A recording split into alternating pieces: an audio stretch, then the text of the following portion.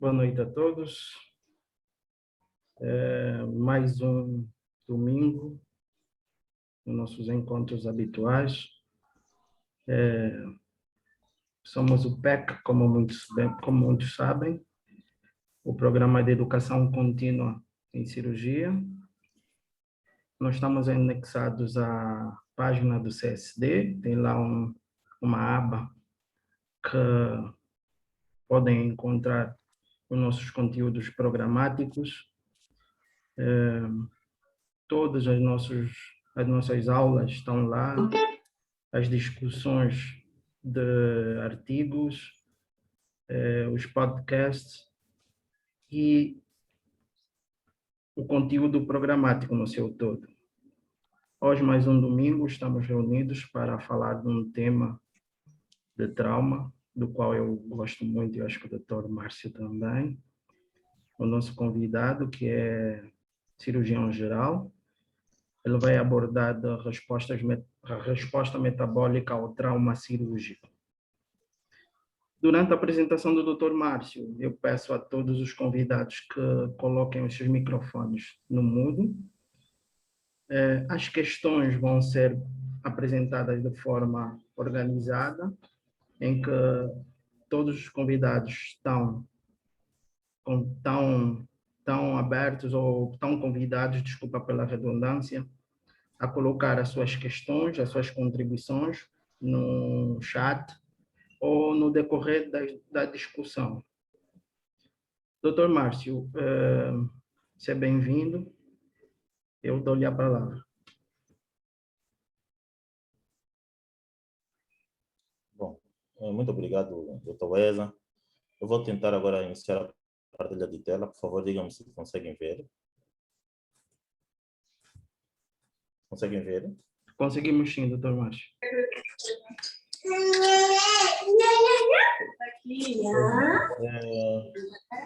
Como eu já disse, eu agradeço muito o convite. Eu acho uma honra estar aqui entre tão prestigiosos colegas, discutir um tema que me parece de importância para todos os cirurgiões. Eu acho que todo cirurgião deveria ou deve saber sobre isso. Pronto, eu não sei muito sobre isso, mas a ideia aqui é partilhar um pouquinho daquele que é o conhecimento geral, né? Bom, o tema que nos propusemos apresentar hoje é a resposta metabólica ao trauma cirúrgico, portanto, uma visão bem simplificada do assunto, porque é um assunto muito complexo. Então, trouxemos aqui de forma bem simplificada para podermos, entre cirurgiões e outros ligados à matéria, discutirmos o assunto. Bom, esses são os nossos objetivos educacionais para o dia de hoje. Não vamos alugar nesse detalhe, portanto.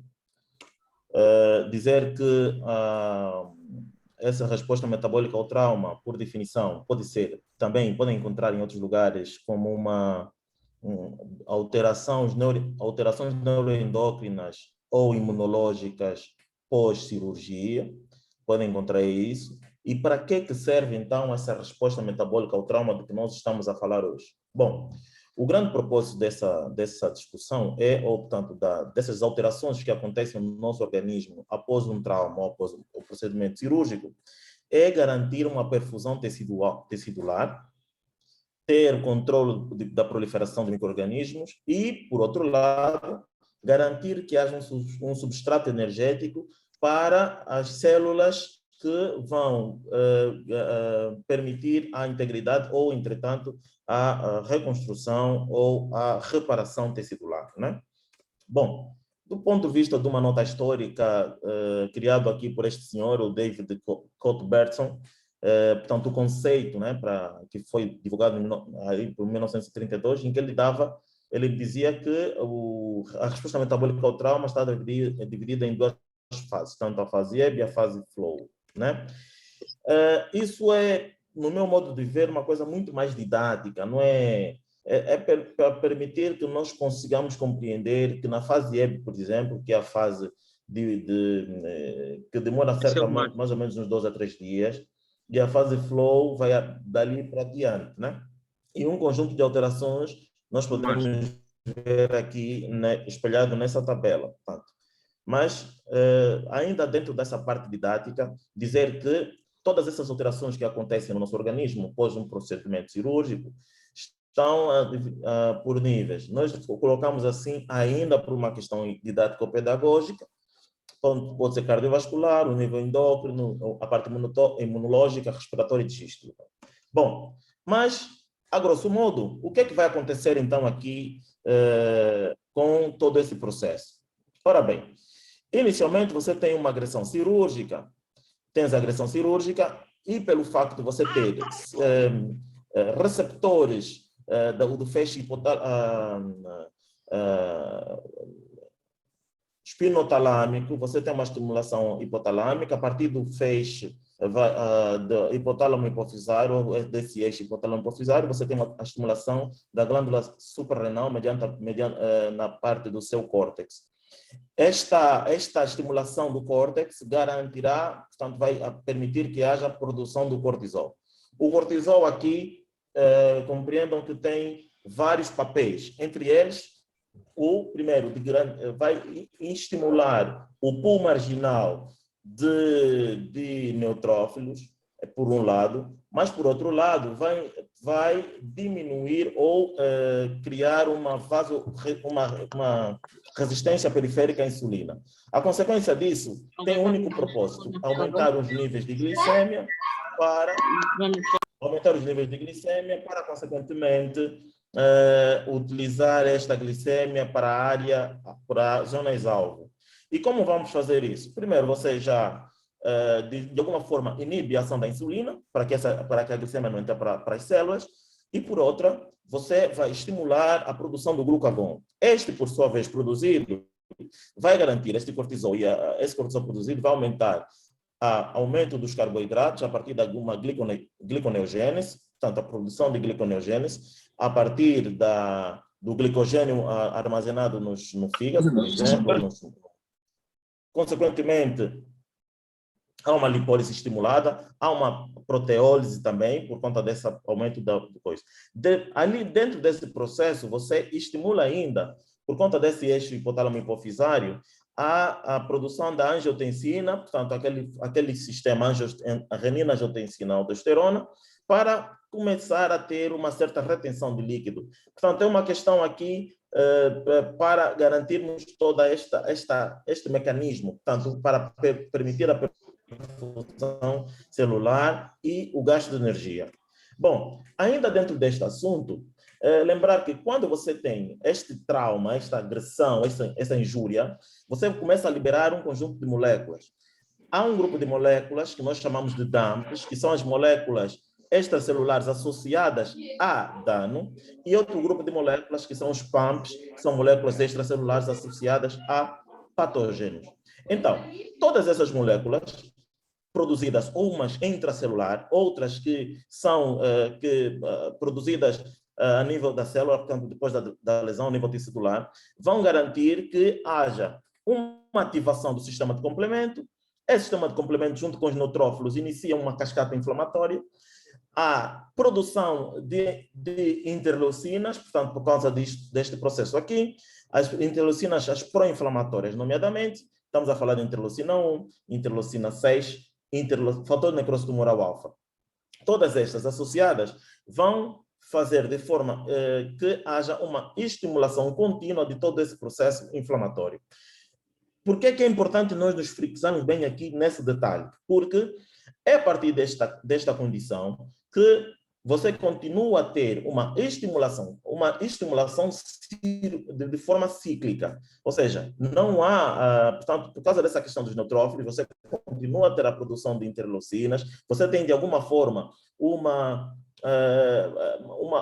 imunoparesia, porque estas células agora produzidas junto com as interleucinas têm dificuldade, na verdade, em travar uma infecção. Estas células aqui mencionadas, você tem dificuldade em travar uma infecção, porque elas ficam de forma mais como se desorganizadamente tentando garantir que haja uma reparação tecidular. Bom, mas nem tudo são flores, eu costumo dizer assim. Isto acontece de forma habitual, então você tem que imaginar que esse indivíduo que tem continuamente aumento da produção de catecolaminas, e estas são produzidas porque você tem aumento da frequência da contratilidade cardíaca e por conta da própria estimulação simpática ou parasimpática, no caso da simpática aqui, você tem aumento da frequência da contratilidade, tens um aumento da indústria lipólise intensa, hiperlipidemia, risco de embolia gordurosa. Tens a vasoconstrição e, consequentemente, apóxia celular, que tem um mecanismo associado quando você assumir que tens o cortisol também a participar no processo.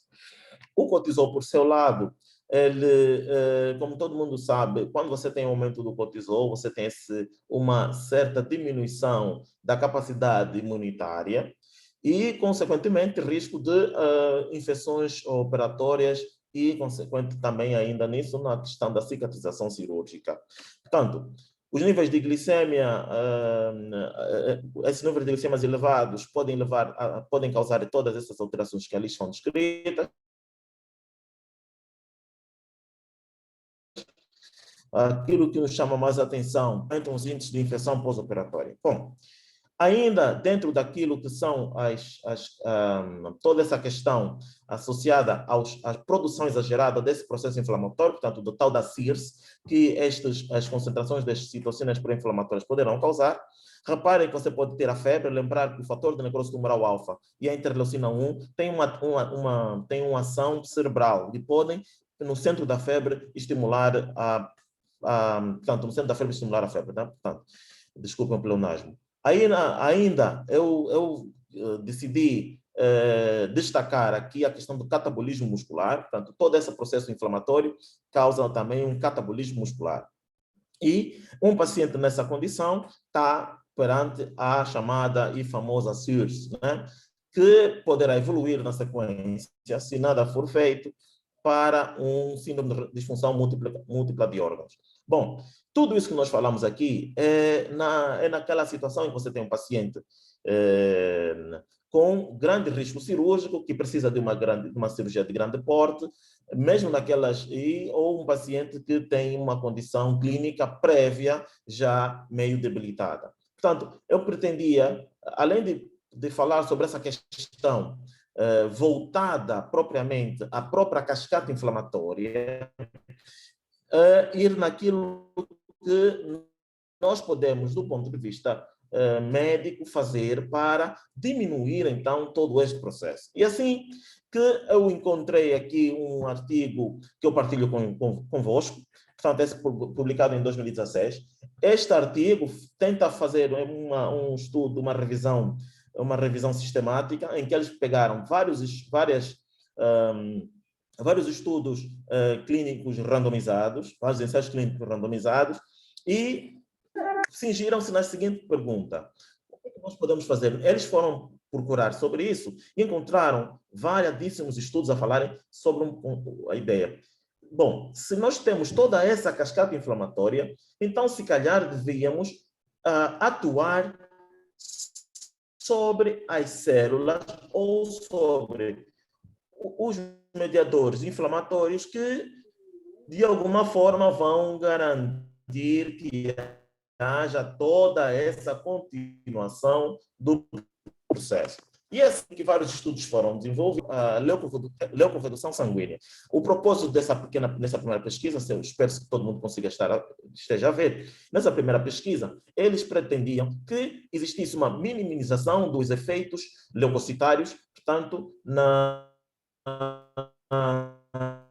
no processo. Reparem, lembrem-se, como eu disse anteriormente, quando há um processo inflamatório cíclico, de forma meio que desorganizada, sendo que não existe um alvo inflamatório, um alvo infeccioso, o indivíduo tem maior chance de evoluir para uma infecção. Então, nesses estudos aqui, pelo menos os 3 primeiros que vocês podem ver aqui nessa tabela, eles pretendiam entender se, fazendo esta técnica, que é a leucorredução sanguínea e de hemotransfusões, se eles poderiam diminuir tanto a chance de infecção, como, eventualmente, diminuir a mortalidade. Como podem ver, este estudo não teve assim grande relevância do ponto de vista científico. Ainda, tantas vezes aqui que eles tentaram fazer também a administração de hidrocortisona, tudo isso para tentar travar o processo da cascata inflamatória. Portanto, a ideia aqui é cingir-se no processo inflamatório nesses estudos que aqui estão. O uso de prostaglandinas, ainda para tentar suprimir os neutrófilos ativados. Também não houve grandes diferenças significativas, tanto do ponto de vista da mortalidade, como o risco de infecção. O uso de anticorpos monoclonais contra a CD18, tanto, também foi administrado, também sem grandes alterações ou grandes diferenças significativas, tanto na mortalidade como na infecção. Ainda, a parte da administração entrou aqui grandes vantagens desse ponto de vista. Ou seja, como vocês podem ver até o final, exceto pelo estudo das estatinas, a maior parte desses estudos não conseguiu. Esses estudos tinham o propósito de essa cascata inflamatória que eu acabei de referir, tentar impedir, mediante o uso de fármacos, para truncar ou travar o processo da cascata inflamatória. Esse estudo com as estatinas ainda está em curso, são vários estudos, mas, como podem ver, ainda precisa de outros inputs para avançar. Bom, nem tudo são flores, como eu disse há pouco tempo. Existem ainda outros estudos, eu achei por bem partilhar esse. Esse é um estudo de um estudo piloto alemão, em que eles utilizam esta droga, a dexamedetomidina, para diminuir todo o processo inflamatório nos pacientes que seriam submetidos a um bypass cardiopulmonar. Bom, reparem, eles dosaram as interleucinas 1, 6, 10, interferon gama, fator de necrose tumoral, proteína C reativa e tantos outros aqui mencionados. Tanto 90 minutos antes da cirurgia, 5 horas depois e 24 horas depois da cirurgia. Qual era o propósito? Administraram este fármaco e foram doseando, seguindo todo o processo para ver se todos esses mediadores inflamatórios baixavam ou não. Bom, é um estudo pequeno, apenas com 12 indivíduos, que não mostram, eles aqui não mostram grandes resultados, porém, dizem que eventualmente poderá estudar-se um pouquinho mais sobre o assunto. Esse é um artigo publicado em 2016. Reparem que, neste caso em particular, a administração deste fármaco, que é a dexamedetomidina, foi feito no minuto prévio à cirurgia. Portanto, tem a questão do tempo também aqui que precisa ser bem mencionada. Isto aqui parou.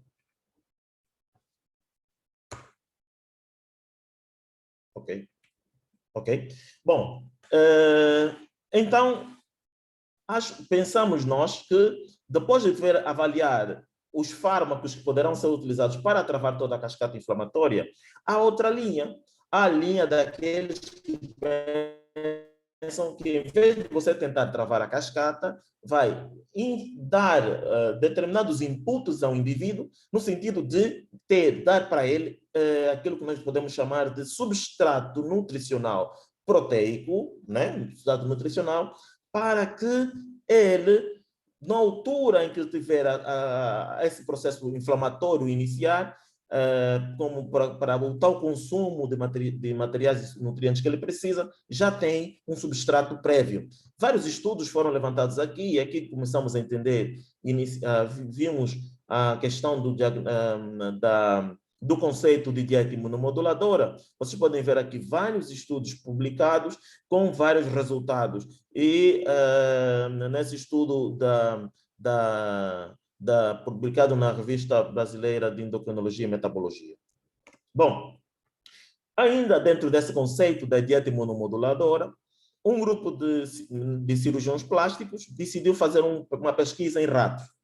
Pegou 52 ratos e dividiu em 2 grupos principalmente. E depois desses 2, cada grupo formou outros 2 grupos. No primeiro grupo, vamos chamar do grupo A, ele administrou uma dieta imunomoduladora, e no grupo B, ele não administrou a dieta imunomoduladora. Iniciou essa dieta imunomoduladora para o grupo que recebeu a dieta 7 dias antes da cirurgia. E a cirurgia, como vocês podem ver aqui, consistia em fazer determinados cortes na ferida, determinados cortes a estes ratinhos Wistar.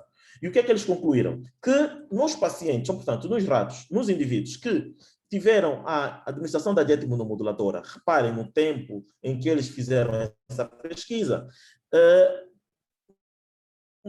melhorou significativamente a questão da contração da ferida e ainda da cicatrização.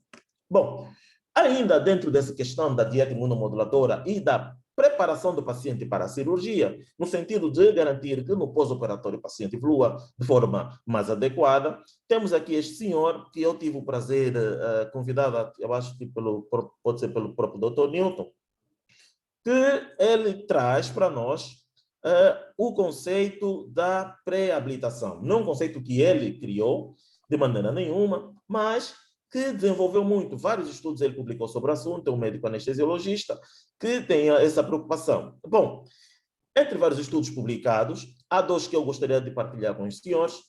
O primeiro deles, ele utilizou a pré-habilitação, e por favor, entender o conceito de pré-habilitação aqui. A pré-habilitação nada mais é do que a preparação do paciente pré-operatório, né, que consiste em 3 pilares fundamentais, ou 4, dependendo do grupo que faz a pesquisa. A primeira delas é a reabilitação física, portanto, questão do exercício físico. O segundo aspecto é a administração ou a suplementação nutricional deste indivíduo.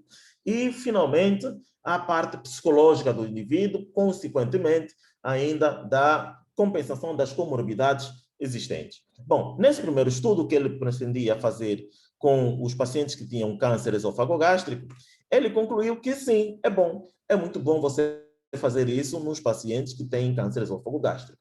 Tentando extrapolar aí o conceito para os pacientes que, no segundo estudo que eu aqui partilho, ele pegou nos pacientes que são frágeis, né? E um grupo ele fez uma pré-habilitação cirúrgica e no outro fez uma habilitação pós-operatória. Bom, neste caso em particular, 30 dias, portanto, tudo ele começou há 30 dias, ele disse que era necessário, portanto, a conclusão do estudo, que era necessário melhorar algumas coisas. Portanto, vejam aqui que pacientes frágeis não são tão fáceis de ser manuseados e que precisaria melhorar algumas coisas no programa de pré-habilitação e tanto no programa de reabilitação pós-operatória. Bom, mas então, por que nós pensamos nessa questão dos pilares relativamente a melhorar a condição do doente? Reparem que nós falamos aqui que essa ideia do exercício físico é importante, mas por que é importante isso? O primeiro ponto é que vê-se que os pacientes que realizam exercício físico, estimulação física, portanto, do ponto de vista exercícios aeróbicos, portanto, têm uma melhor resposta cardiopulmonar no pós-operatório. Mas isto aqui não foi dito simplesmente por mim. Há um estudo aqui que eu partilho com os senhores, um estudo bicêntrico com cerca de 220 doentes, um estudo corte, realizado em 2018 a 2019, que realizaram em pacientes oncológicos adultos, né? E aqueles que foram submetidos a cirurgias de grande porte. O que é que eles concluíram aqui? Que os pacientes que têm um grau de sarcopenia, reparem que a sarcopenia estará presente no paciente oncológico, às vezes no paciente idoso, tanto esses pacientes que são de algum risco no desfecho pós-operatório. Os pacientes com sarcopenia, ou risco de sarcopenia que realizaram a cirurgia, tiveram um desfecho desfavorável. E eles concluem mais. Dizem que a sarcopenia é um fator independente para a mortalidade pós-operatória, ou seja, quem tem sarcopenia tem maior risco de evoluir para um desfecho desfavorável. Bom, ainda dentro desse conceito da questão da sarcopenia, esse estudo já é dos nossos irmãos chineses. Eles avaliaram 180 doentes, ainda falando sobre câncer, dos pacientes que tinham adenocarcinoma pancreático. As conclusões desses senhores não foram diferentes do estudo anterior, ou seja, a sarcopenia per si é um fator de mau prognóstico quando existe nos pacientes no pré-operatório. Ainda dentro deste conceito da dieta imunomoduladora, já mudando um pouquinho, é importante essa dieta imunomoduladora? Sim, provavelmente sim, mas também tem algumas nuances que precisam ser bem detalhadas. Olhem, por exemplo, para esse estudo. Nesse estudo aqui, eles decidem fazer um estudo, avaliar os pacientes que tinham câncer coloretal, em 2000, portanto, o estudo desenvolvido em 2003, em 50 doentes, sendo que o grupo 1 foi administrado a dieta imunomoduladora previamente na véspera da cirurgia. E nos outros foi realizado a abreviação do jejum. Reparem no que nós estamos a levantar aqui. A questão da abreviação do jejum, que nesse estudo faz referência, é preciso lembrar que todos nós, penso que na maior parte da nossa praça, tem a tendência de realizar um jejum a partir das 22 horas na véspera da cirurgia. Estudos mais recentes, que infelizmente não partilhei aqui, por causa da questão do espaço, mostram que não é necessário deixar o paciente cerca de 8 ou 12 horas em jejum, porque o fato de você fazer isso, o paciente em jejum já começa a fazer uso das suas reservas energéticas. E quando você realiza a agressão cirúrgica, essas reservas energéticas, per si, já serão de menor quantidade e o risco é maior. Então, aqui se fala de abreviação de jejum. Então, 2 horas antes do procedimento, se administra tanto os suplementos, suplementos nutricionais, aqui no caso a arginina, nucleotídeos, ácidos graxos e ômega 3.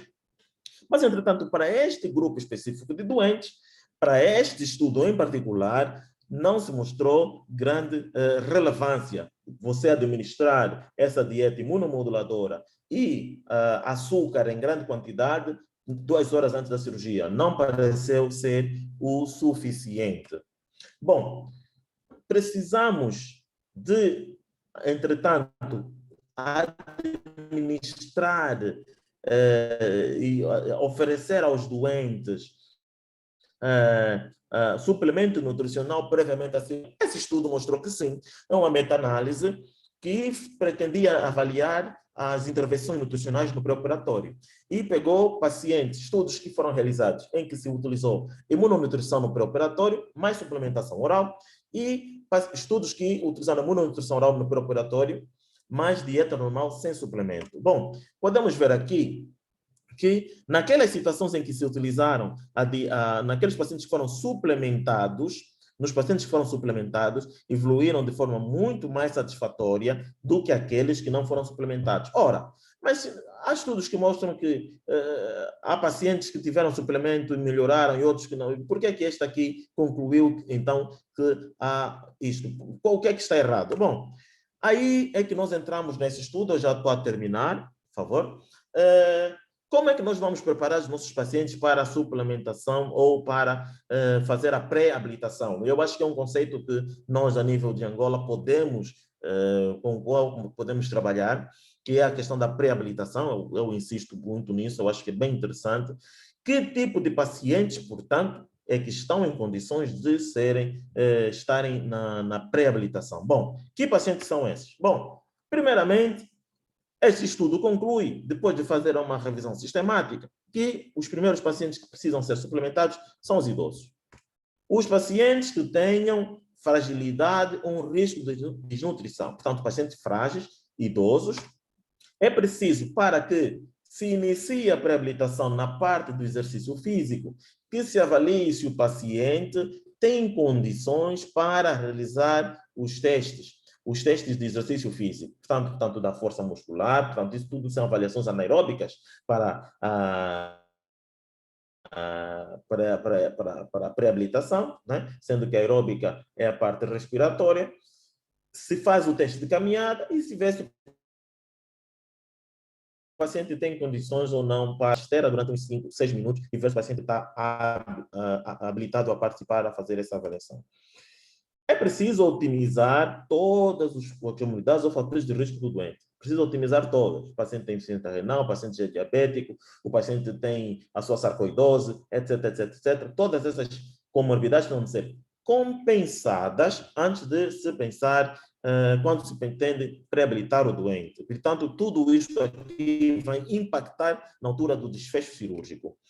E, então, qual é o melhor momento para você fazer a pré-habilitação? Olha, certamente que os cirurgiões oncológicos não vão gostar disso, porque ele não pode, ele, de certeza, o doutor Newton depois vai falar, que vou ficar 30 dias, 4 semanas, 6 semanas, há uns estudos que falam em 6 semanas de pré-habilitação, portanto, sem que opere o meu doente, a doença dele não vai evoluir. Bom, há estudos que mostram que pode não evoluir, mas é preciso avaliar caso a caso. Quando a pesquisa já te fala em avaliação de caso a caso, é preciso que haja uma ponderação e protocolos bem cingidos ali. Mas o que se fala aqui é que o período ideal para se realizar a pré-habilitação é de cerca de 4 semanas. Portanto, muito pouco há outros estudos para casos oncológicos em particular que fazem referência a que se utiliza a pré-habilitação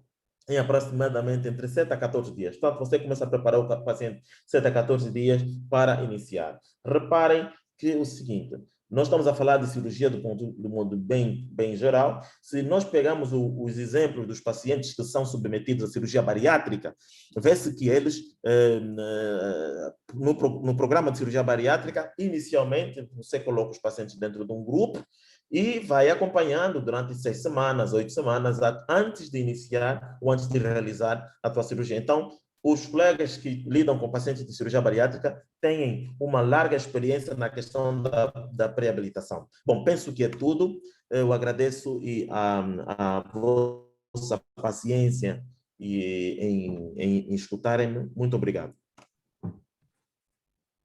Muito obrigado, doutor Márcio, pela apresentação. Foi esclarecedora.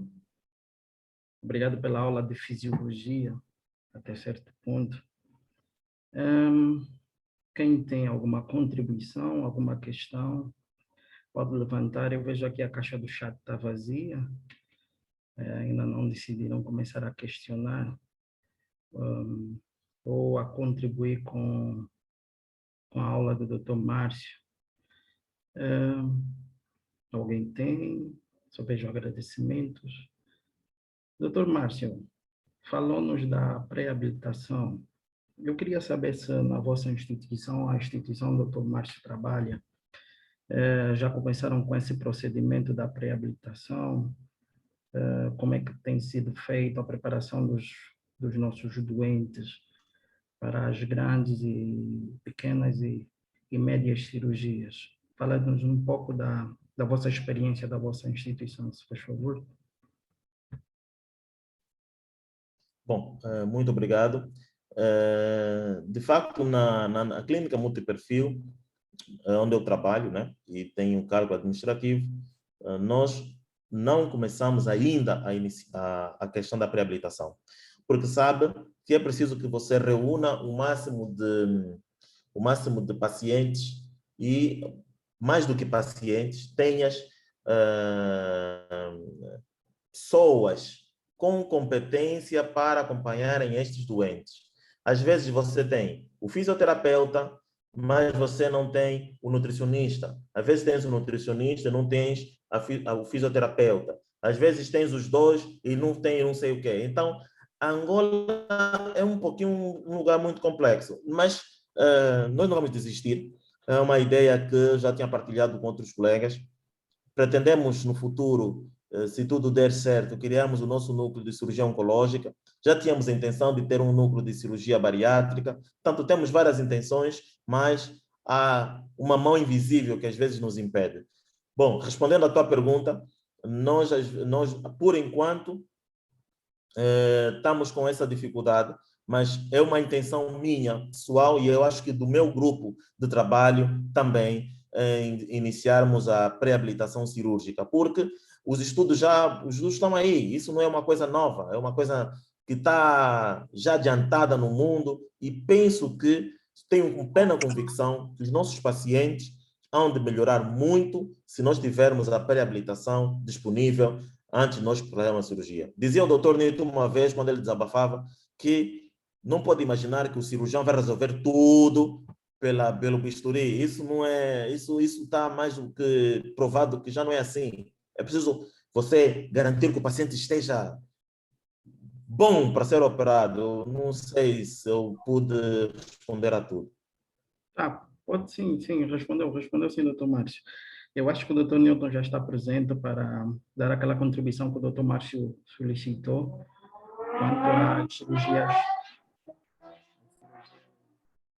quanto às cirurgias oncológicas de grande porte que têm feito, como é que tem sido a recuperação, quais têm sido os procedimentos.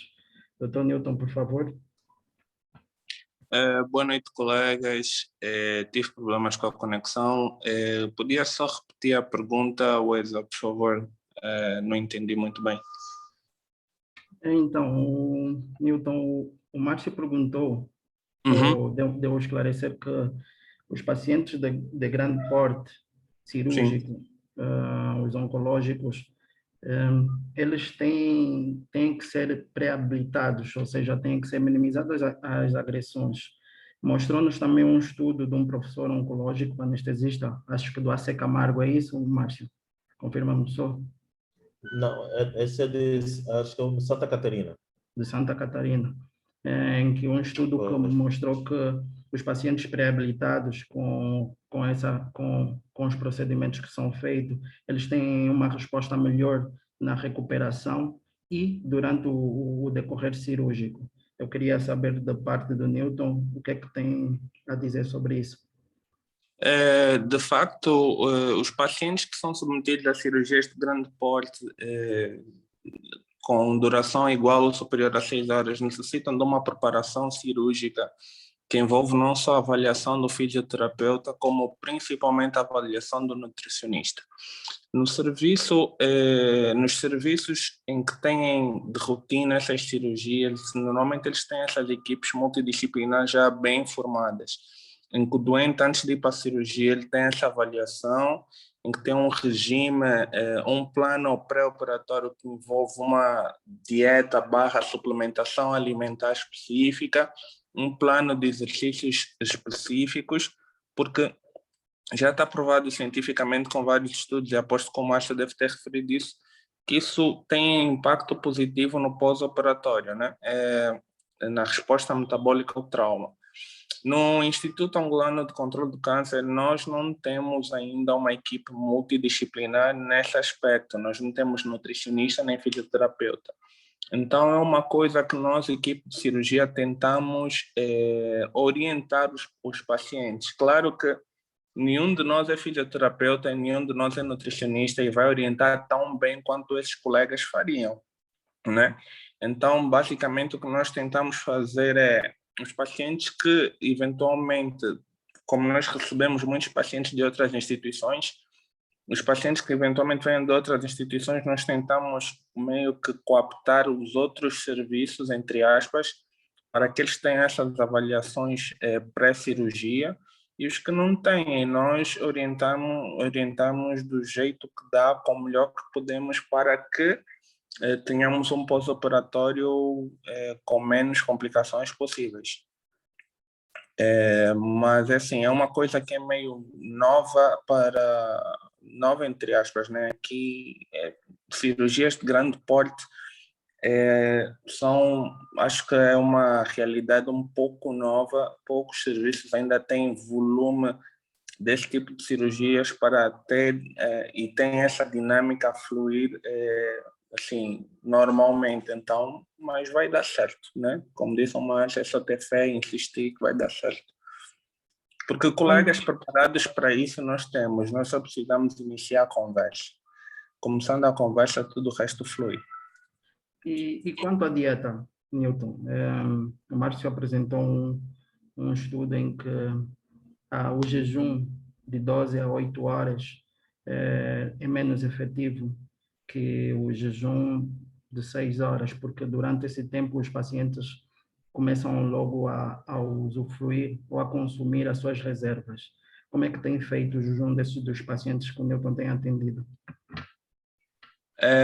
Wes, eu não sei que estudo é esse que ele falou, mas normalmente o que é que nós fazemos? Nós usamos muito o protocolo ERAS, né?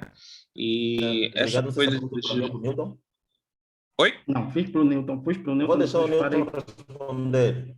Tá bem. Yeah. Então, Wesa, nós normalmente nos baseamos muito no protocolo ERAS e nas guidelines da ESPEN de nutrição, dentro do mínimo aceitável e do mínimo possível. Então, por exemplo, para as cirurgias coloretais, nós normalmente temos um jejum de 8 a 12 horas, nem sempre fazemos preparação de cólon, quase nunca. Temos a preparação de dieta coloretal pré-cirurgia, principalmente naqueles pacientes com um quadro suboclusivo, normalmente orientamos, né, dentro do possível também, do que é possível encontrar aqui em Angola.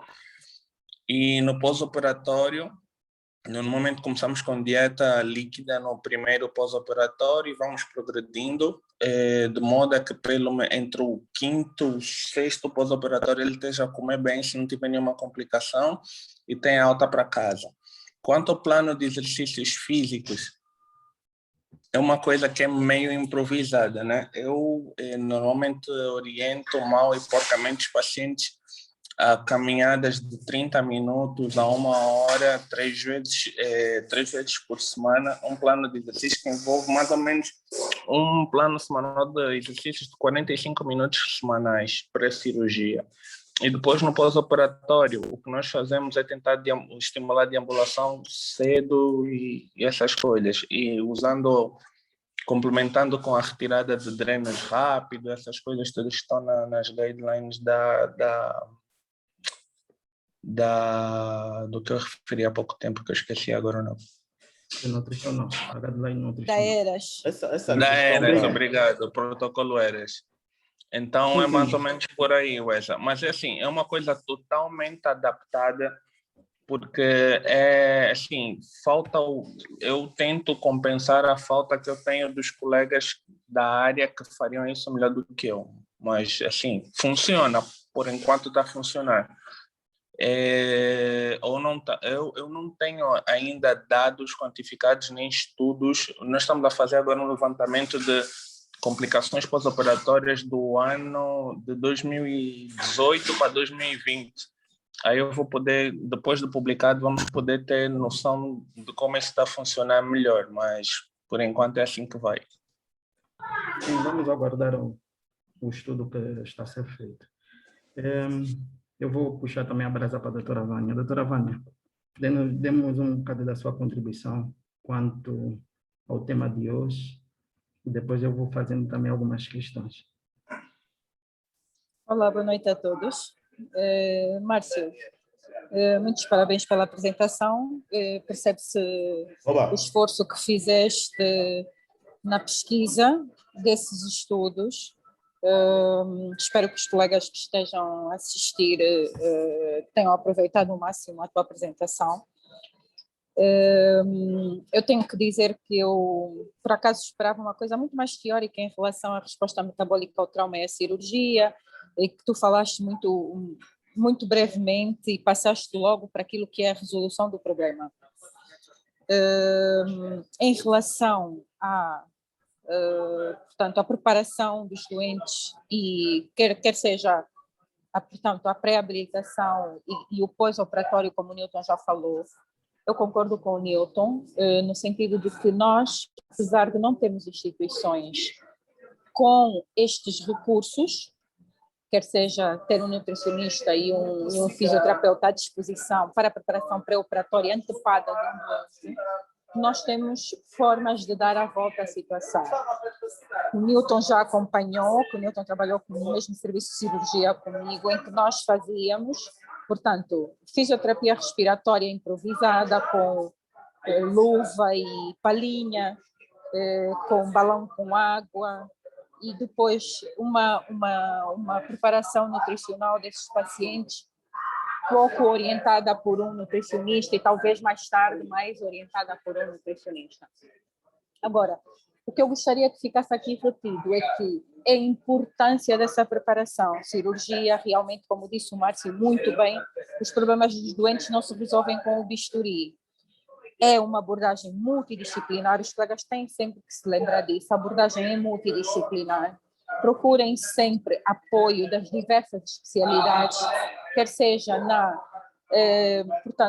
preparação pré-operatória, desde doentes com comorbidades, que sejam elas hipertensão, diabetes mellitus, doenças pulmonares crónicas. Portanto, procurem sempre preparar os doentes, estejam no seu melhor prévia à cirurgia. A resposta ao trauma cirúrgico, a resposta à cirurgia, depende muito dessa preparação, depende muito do estado do doente previamente à cirurgia. Em relação ao pós-operatório, como disse o Newton, é estimular a deambulação precoce, estimular sempre que possível uma dieta que promova a cicatrização, que promova a recuperação das deficiências metabólicas, quer sejam nutricionais, quer sejam da hemoglobina. Portanto, há uma série de fatores que o Márcio muito bem apresentou, em que nós, mesmo que não tenhamos os profissionais da área, podemos intervir, desde que a gente conheça. Portanto, se tivermos um conhecimento amplo do que é que esses doentes precisam para melhorar a resposta ao trauma, que é a cirurgia, que são cirurgias, como disse o Newton, cirurgias com mais de 4, mais de 6 horas, esse doente precisa de outro tipo de preparação. Uma cirurgia de 1 hora, 2 horas, uma cirurgia de 6 horas, esses doentes precisam de outro tipo de preparação e precisam de outro tipo de pós-operatório que nós temos que estar atentos.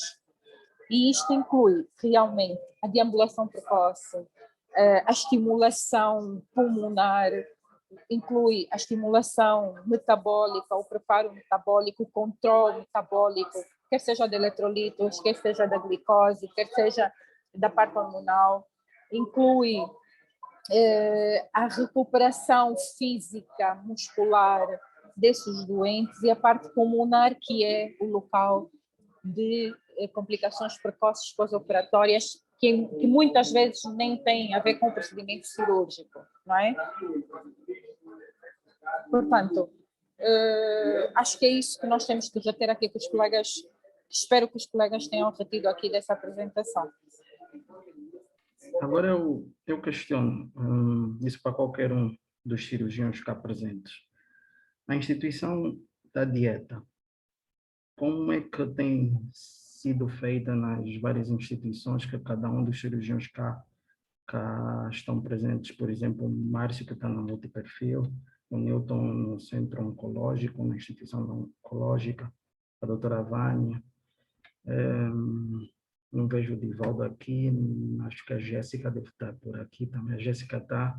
Eu queria saber como é que tem sido feita a instituição da dieta após as cirurgias gástricas e não só.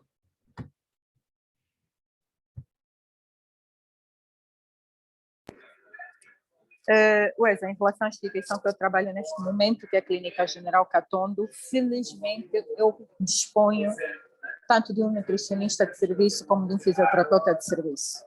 Portanto, depende de mim a ativação desses colegas para a preparação pré e para o cuidado pós-operatório desses doentes. Se eu não ativo esses colegas, se eu não ativo essas especialidades, eu não tenho esses cuidados ao meu dispor. Se eu ativo, eu tenho. Portanto, trabalhando numa clínica, eu sei claramente que os colegas que trabalham em hospitais públicos, isso é diferente. Trabalhando numa clínica, os doentes que procuram uma clínica privada têm acesso a esses serviços. Trabalhando num hospital público, a coisa muda completamente de figura, né? Portanto, eu vou deixar para os colegas que estão em instituições públicas que deem a sua opinião em relação a isso. Márcio? Bom, essa é uma pergunta que até nos deixa todos, de alguma forma, meio tristes, né? Porque vamos responder o quê, né? É assim, na instituição onde eu trabalho, portanto, na minha instituição, nós não realizamos a pré-habilitação ao doente por vários motivos. Alguns deles a doutora Vânia já apontou aqui, nós não temos um volume de doentes assim tão grande. E, por outro lado, para as questões que nós já mencionamos aqui. Porém, o Newton mencionou aqui algo que eu achei bem interessante, que tem sido aquilo, meu cavalo de batalha, né? É sentar com as pessoas e passamos a conversar. Mas, do ponto de vista prático, né, daquilo que é a tua pergunta, nós ainda não começamos a pré-habilitação, pretendemos fazer isso. Do ponto de vista no pós-operatório, temos a sorte de contar com especialistas na área de nutrição, que acompanham os pacientes todos os dias e discutem conosco dietas, inclusive para aqueles casos em que tem pacientes que têm fístulas de alto débito, a gente discute, sente, etc, etc. Mas, tal como a doutora Vânia disse, depende muito da equipe cirúrgica o início de um processo de tratamento nutricional propriamente dito. Portanto, você tem à disposição na clínica, por exemplo, adipômetros, tens as fitas, que não é assim tão caro no mercado, mas, portanto, dar o start para isso depende muito da equipe médica. Por outro lado, nós também temos fisioterapeutas na clínica, portanto, você faz a questão sobre a nutrição, mas permita-me estender aqui, com a sua permissão. Temos a equipe de fisioterapia que também avalia os pacientes no pós, normalmente nunca no pré, mas já conversamos com eles, pretendemos iniciar isso, não te sei dizer quando, mas é meu desejo, e agora contando com a ajuda de outros colegas, inclusive do Dr. Newton, é meu desejo, é minha intenção, que nós iniciemos esse processo, porque, o que está escrito, o que está na literatura, enquanto você não conseguir publicar algo que diz o contrário, você está atrasado. É isso, obrigado. Eu vou chamar, tem uma questão, alguém levantou a mão, se faz favor. Ivanildo, faz favor. Boa noite a todos.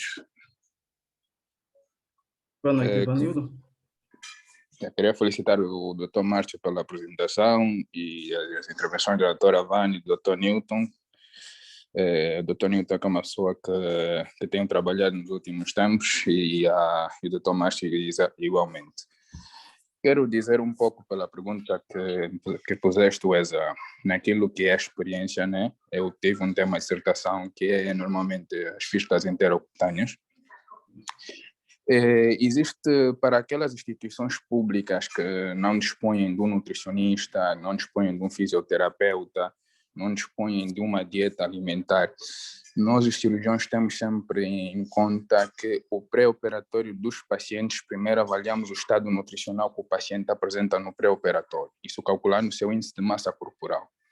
Com o índice de massa corporal à entrada, depois avaliamos que tipo de cirurgia vamos fazer, né? Suponhamos que vamos fazer uma cirurgia que seja a reseção do estômago. Nós avaliamos todos os tipos de complicações que esse paciente tem. E nos apoiamos muito quando temos a possibilidade dos intensivistas. Por quê? Porque nos cuidados intensivos, nós cirurgiões funcionamos muitas vezes funcionamos com os colegas dos cuidados intensivos, e eles têm uma fórmula nutricional que é para avaliar o estado nutricional do paciente. Por quê? Porque o paciente fica muito tempo encamado, principalmente os pacientes em UCI ficam muito tempo encamados e tudo mais, sofrem transtornos catabólicos, né, a nível do seu metabolismo, e aquilo que o Dr. Márcio disse, vão captando a sua última reserva do que é. Então, aí avalia-se o valor nutricional que esse paciente tem desde a entrada, que pode dar uma desnutrição, seja moderada, uma desnutrição severa, uma desnutrição leve. Avalia-se o índice de massa corporal desse paciente e avalia-se o que se pode incorporar. Isso que a nível de glicose, a nível de proteínas, a nível de aminoácidos, suprindo com destroses hipertônicas, também suprindo com aminoplasmal, né, que são a base de carboidratos, e suprindo com lipofundil, que é a base de lípidos e proteínas. Isso não necessariamente dá aquele suporte nutricional ao paciente, porque depende do tipo de agressão. Se for uma cirurgia do foro oncológico, nós sabemos que vai ser uma cirurgia. O paciente vai sofrer um grande estresse, os níveis de fatores tumorais, o nível de angiotensina, aldosterona, essa tríade, a renina, que nesse caso seria a renina 2, que atua a nível dos rins, vão sofrer um estresse e desencadear aquilo que é chamado pré-choque. não é que o paciente esteja em choque, mas é que o paciente entra um choque por estresse, o famoso choque neurogênico. Nesse caso, isso tudo é em suplemento. O cirurgião, depois disso, também tem que avaliar, depois, no seu pós-operatório, a possibilidade, se calhar, de incorporar a dieta mista, que seria dieta parenteral, junto com a dieta interal. Isso é quando tu não dispões do nutricionista. Tu tens que avaliar o que é. E existe outro fator que também nós temos que adequar à nossa realidade, que é o fator social e o fator cultural. Eu digo isso, né, porque eu tenho uma pequena experiência de andar por alguns hospitais públicos e por algumas províncias. Isso também repercute muito naquilo que é o que vai ser a recuperação do paciente. Por quê? Porque existem pacientes que normalmente vão precisar de uma certa dieta específica. Suponhamos pacientes que vêm com certas comorbilidades e nós vamos dizer a ele, por exemplo, que tem que ter queijo, por exemplo, temos que incorporar fruta todos os dias, e o paciente não tem posse de comprar isso. Isso também tem que se levar em conta aquilo que é o nosso contexto. Mas aquilo que é normalmente, o que diz a literatura e as novas guidelines do que foi sempre e o que é aquilo que é a base nutricional, principalmente, como explicou o Dr. Márcio, os médicos que funcionam muito com cirurgias bariátricas, né? Independência do tipo de cirurgia bariátrica que vai se fazer, eles também têm tido restrições ou têm tido aumentos naquilo do que é a base nutricional ou o aporte que o paciente vai precisar, né? Seja ou mais proteínas ou mais carboidratos que o paciente vai precisar. E no nível dos hospitais públicos, tu não dispões disso, porque a nutrição parenteral é extremamente cara, e então tens que adotar no tipo de começar rapidamente com a nutrição interal.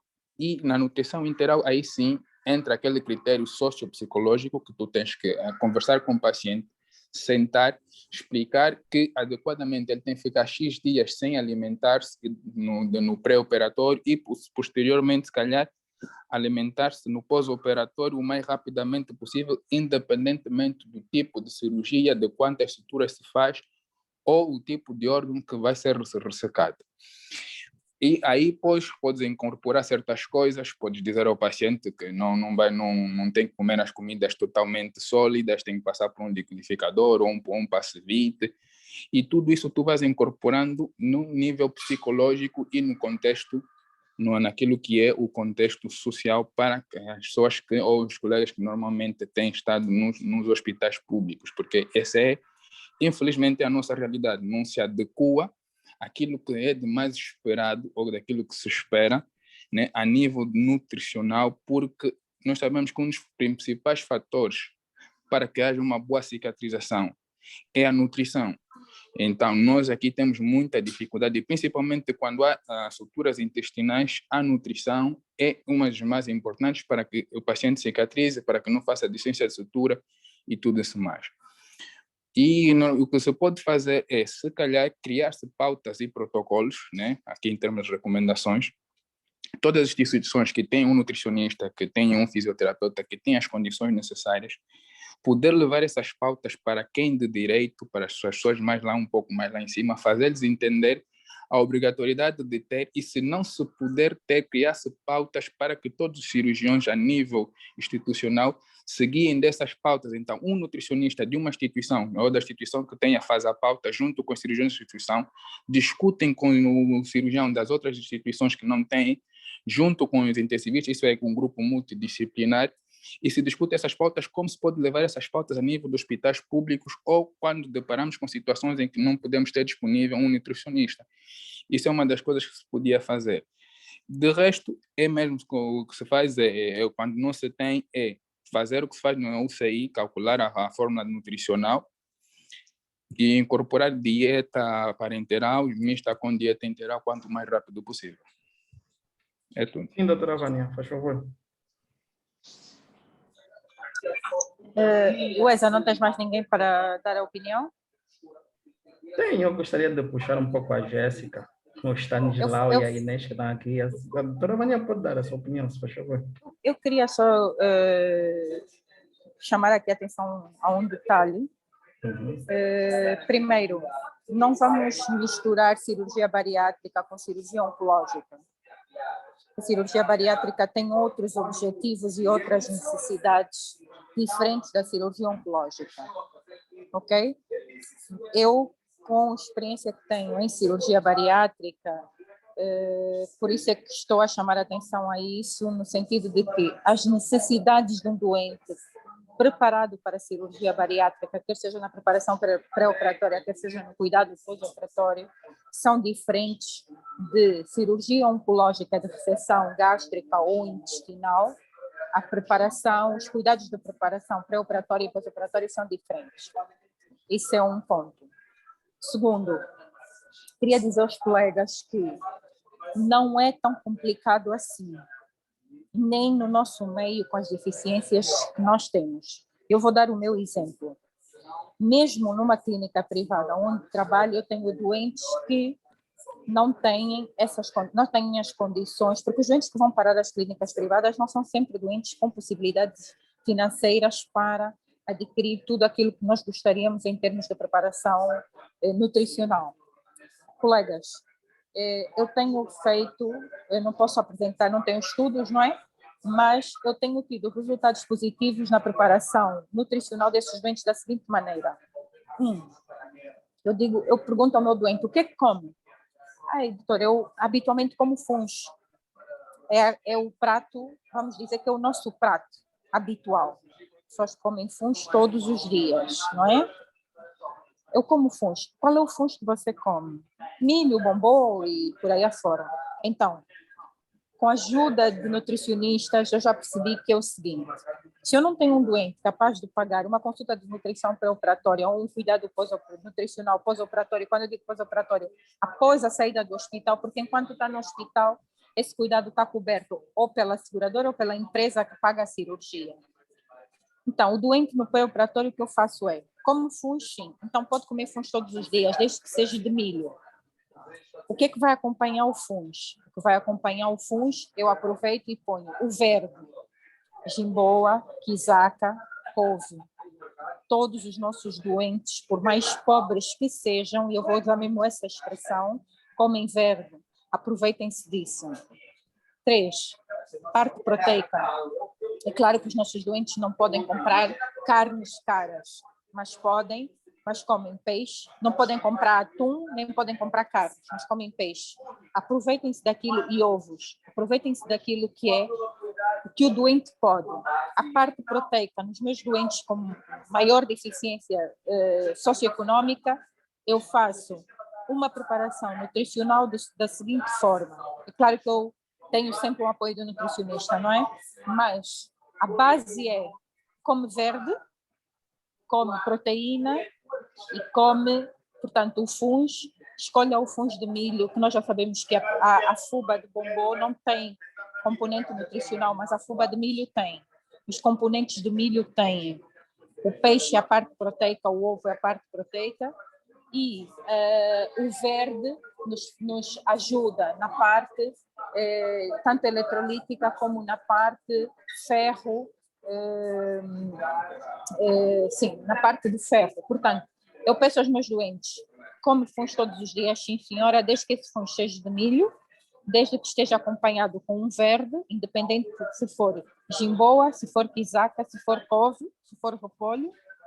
O molho, aproveito e ponho, não use os molhos com mais gordura, dependente daquilo que for o aporte nutricional que eu quero. Se eu quero que um doente venha com mais peso, não é? Se vai fazer uma cirurgia oncológica, eu quero que ele tenha mais peso possível, a parte, portanto, hipercalórica, uma dieta hipercalórica, então abre-se a porta, coma tudo aquilo que quiser.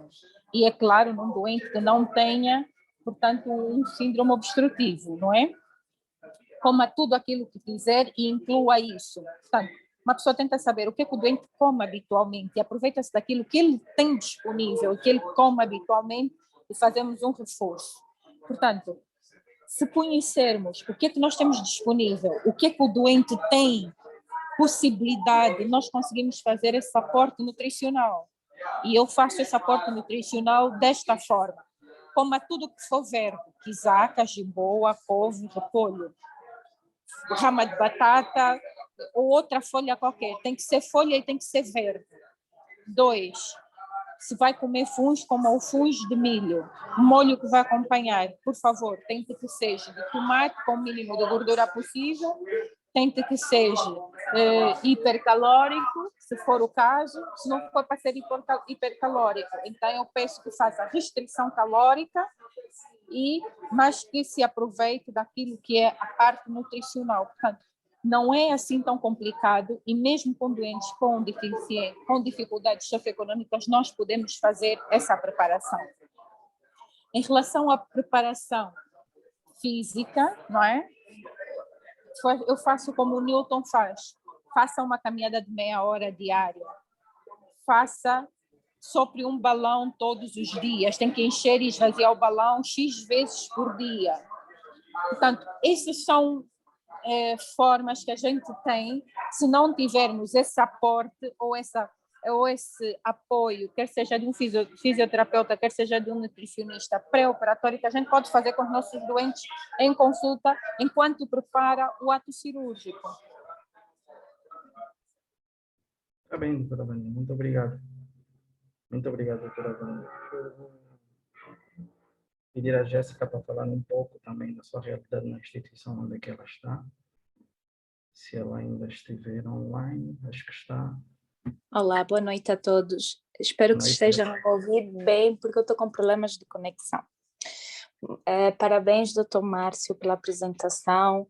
Infelizmente, eu não consegui assistir desde o princípio, mas cheguei na parte da pré-habilitação, que é uma realidade hoje em dia e realmente devemos pensar nela e começar a fazê-la para melhorar os nossos doentes. Eu faço pré-habilitação básica, se assim posso dizer, é isso. Eu mando os doentes a caminharem, como o Nilton já referiu. Em termos dietéticos, nós temos nutricionistas no hospital, temos fisioterapeutas, mas esta parte pré-cirúrgica eles não abordam, é algo que tem que se desenvolver e criar estas consultas para podermos desenvolver isto para os doentes. Há uma parte que perguntava, Joesa, sobre o doente oncológico. A pré-habilitação no doente oncológico é aquilo que o Márcio disse, não é? Doentes que primeiro têm que fazer tratamento cirúrgico, passa entre 7 a 14 dias, vai fazendo pré-habilitação. Doente que vai fazer inicialmente neoadjuvância, é neste período da neoadjuvância, enquanto ele está a fazer a sua quimio ou a sua radioterapia, ele vai fazendo a sua pré-habilitação em simultâneo para posteriormente fazer o tratamento cirúrgico. Já é um doente que quando chega a nós, já chega preparado para isso. Então, isto em centros que se fazem a pré-habilitação. Em relação ao pós-operatório, pronto, isto, hospital público, temos algumas deficiências, nem sempre temos alimentação parenteral, nós apostamos mais na alimentação enteral precoce, usando o ERAS, doentes coloretais, primeiro dia pós-operatório começa a comer e começamos a ver como é que tolera a dieta. Estômago depende do tipo de cirurgia que faças, se fazes uma total ou uma subtotal, aí já optas por alimentação entérica, apelação da nasogástrica. Se tens disponível alimentação parenteral, sempre é bom iniciar a sua alimentação parenteral. E depois é isto que a Vânia estava a dizer, e bem, não é? Primeiro a conversa com o doente antes e depois, porque depois nós operamos este doente, mandamos o doente para casa, às vezes o doente não tem uma consulta de nutrição, e é um doente que chega a casa e que não sabe o que é que vai comer. Ele chega e diz, ei, o que é que eu vou comer? E nós temos que estar preparados e capacitados para pelo menos orientá-lo. Claro que não somos nutricionistas, nunca vamos fazer o papel do nutricionista, mas pelo menos podemos orientar este doente o que é que deve alimentar. Porque muitas vezes o que nos deparamos é, faço uma gastrectomia, o doente vai para casa e volta no hospital, até engordou, ficou, como nós dissemos, todo bonitinho, foi para casa e voltou com perda de peso, uma nutrição calórico-proteica, porque ele não sabe o que há de comer, tem seios. Por daí a importância de termos a conversa multidisciplinar, temos todas as equipas que nos apoiam em relação a isso. Márcio, mais uma vez, parabéns, é um tema super interessante e pronto, pois essa é a minha contribuição. Obrigado. Obrigado, Jéssica. Eu vou perguntar ao Stanislau, se ele estiver disponível para falar, ao Stanislau, a Inês, quais são as suas realidades, como é que tem sido feito o acompanhamento dos pacientes nos hospitais onde eles estão. Stanislau?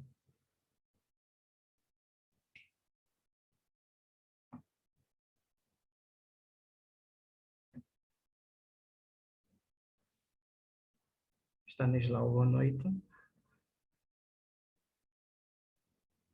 Ou pode ser a Inês, nesse caso. Inês, por favor, boa noite. Boa noite, Weza. Boa noite, Inês. Fala-nos um Obri- pouco... Sim, faz favor, Inês. Diga, diga. Fala-nos um pouco da realidade em que tu te encontras, como é que tem sido as consultas pré e pós-operatório, as pré-ambiações, a dieta, como é que tem sido instituída, no caso, nos vossos pacientes. Ok. Obrigada pela apresentação, doutor Mário, ou Márcio, não é? Márcio, sim, É, Inês. Realmente isso é uma abordagem que tem sido muito difícil de se cumprir em quase todos os hospitais. Mas no hospital em que eu estou aqui, no Amadora Sintra, nossos doentes têm o sistema ERAS, principalmente os doentes oncológicos.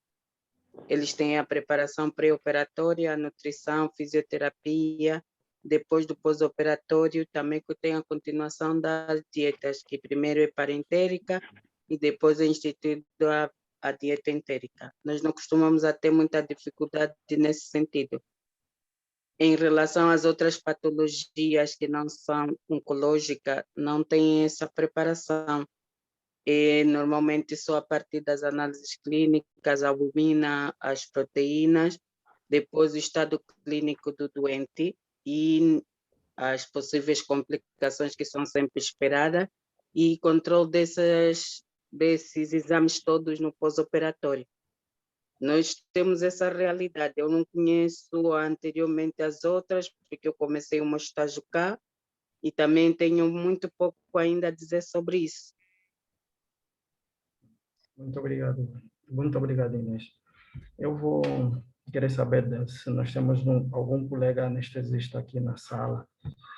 Nós tínhamos uma colega, no caso, a Lizé Leonardo. Falasse um pouco das suas consultas pré-operatórias, como é que têm sido feitos os pacientes.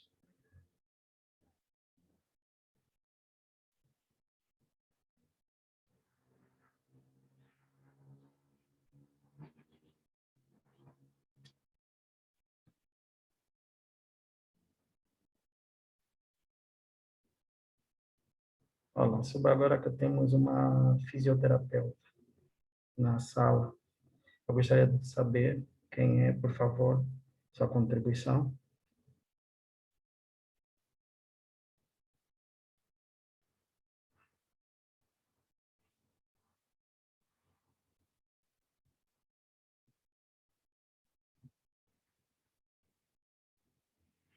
Ah, não sei se eu posso Nós chamar temos um pelo telefone. fisioterapeuta aqui, acho que era Sim, sim. Temos o sim. doutor Amor Sayoko. Não sei se ainda está aqui, acho que já saiu. Joaquina também. Joaquina. Acho que a Joaquina é isso que mandaram agora. Por favor, gostaríamos de ouvir um pouco daquilo que tem sido feito quanto aos pré e pós-operatórios dos fisioterapeutas.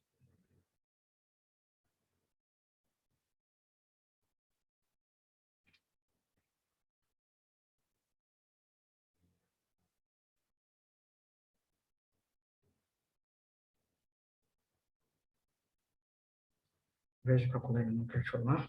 Eu vou perguntar um pouco. Eu acho que a Stella está. Stella, boa noite. Ela falando-nos um pouco da vossa avaliação no pré-operatório.